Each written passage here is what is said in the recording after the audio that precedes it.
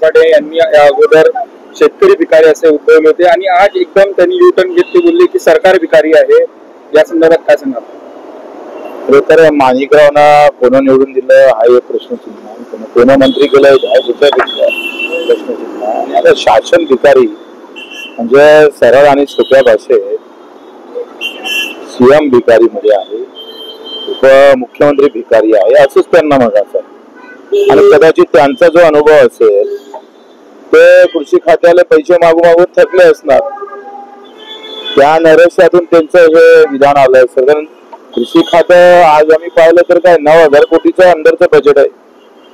जलसंपदा चांगला आहे, पीडब्ल्यूडी चांगला आहे, गृहनिर्माण चांगला आहे, गृह खातं चांगलं आहे आणि शेतीला पैसे नाही म्हणून त्यांनी ते खरं तर तपासायला पाहिजे.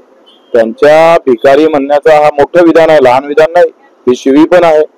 त्यांनी शासनाला शिवी दिलेली आहे, अर्थात मुख्यमंत्र्याला शिवी दिलेली आहे, 2 डिप्टी सीएमला शिव्या दिलेल्या आहे.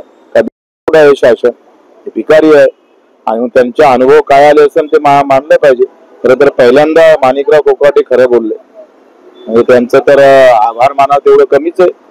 का त्यांनी जे विधान केलं आणि म्हणूनच ते रमी खेळत होते ना, तर पैसे नसेल शासनाजवळ म्हणून ते रमीचा डाव खेळला असेल.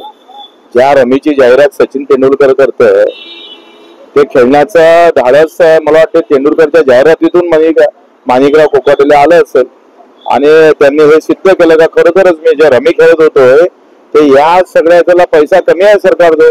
आणि देवेंद्रजी नेहमी म्हणतोय पैसा कुठे आहे बजेटमध्ये. कोणा सांगितलं होतं शक्तीपीठ सुरू करायला, कोणा सांगितलं होतं लाडके बहीण सुरू करायला, कोणी सांगितलं होतं मेट्रो सुरू करायला. काल परवा त्यांनी विधान केलं. त्यांचा आज वाढदिवस आहे, त्यांच्या शुभेच्छा देतो.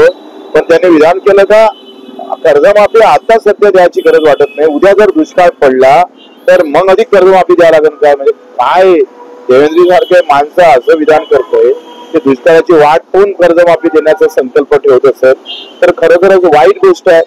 आम्ही कर्जमाफी का मागतोय कारण भावच भेटले नाही. 3,500 सोयाबीन विकावं लागली. दुष्काळापेक्षा महासंकट होतं कारण शेतीमालाला भावच नव्हता आणि म्हणून त्याच्यातून कर्जमाफीची मागणी. आणि तुम्ही म्हटलं होतं 7-12 कोरा कोरा, तेव्हा तुम्ही त्याचं संशोधन उपाययोजना गुंतवणूक केली पाहिजे का हे काही बोलले नाही, फक्त सरळ बोलले ते कोरा कोरा. तर तेव्हा निवडणुकीत बोलले तेव्हा तुम्हाला उपाययोजना सुचल्याने गुंतवणूक करावी हे म्हणता आलं नाही. तुम्हाला 7-12 कोरा म्हणता आला. आणि त्याच्यातून आता माणिकरावच्या बिचारांची फजिती झाली. कृषी खात्याला पैसा नाही आहे आणि भीक मागल्याशिवाय पर्याय नाही आणि म्हणून त्यांनी त्या दिवसापोटी बेकार असं त्यांनी म्हटलं.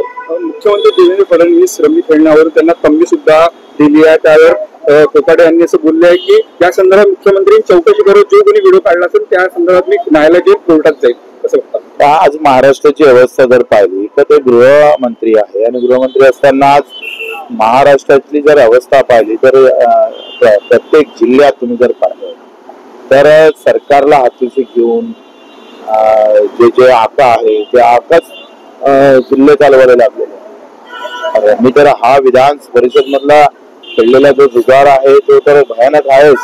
पण हा जुगार म्हणजे हे स्पष्ट होऊन गेलं का या सगळ्या याच्यामध्ये जर कृषी मंत्र्याला हे व्यसन आवरू शकत नाही तर सामान्य माणसाला काय अवस्था असेल.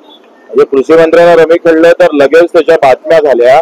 पण या रमीपायी किती लोक मरण पावले, किती लोक देश धडीला लागले त्यासाठी मंत्री बोलायला त्याला तयार नाही आहे.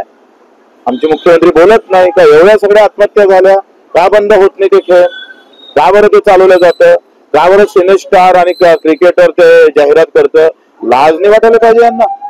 का जिथं तुमच्या जाहिराती तुमच्या पैशापोटी तुमच्यासारखे सिनेस्टार जर आम्ही पाहतोय क्रिकेटर जर हे जाहिरात करत असेल तर हे तर त्या माणिकराव पहिल्यांदा खरे बोलले म्हणजे त्यांना शाबासकीच द्यावं लागत. रमी खेळले आता माफ तुम्ही खरे विधानावर खरे आले. त्यांनी मला बोलले होते बच्चू म्हणे आपल्याला निधीच नाही कृषी खात्याला, सगळ्या अर्ध्याधिक योजना बंद आहे.